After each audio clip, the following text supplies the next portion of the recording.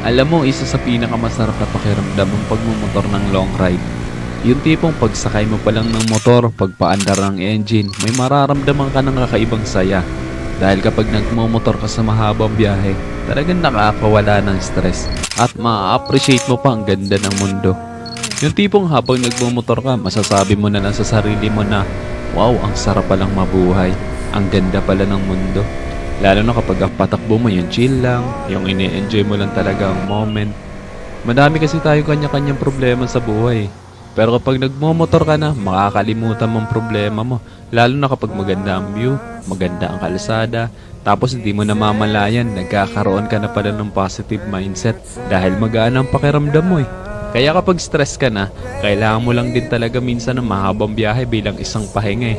Ang weird no? Kasi nakakapagod magmotor pero ito yung pahinga ng gustong-gusto ng marami. Pero sasabihin ko sa'yo, hindi katawan ng napapahinga kapag ka naglo-long ride ka eh. Kundi yung utak mo, kundi yung sarili mo mismo. Kaya deserve mo rin mag-enjoy. Deserve mo makarating sa magagandang lugar. Deserve mo ng bago.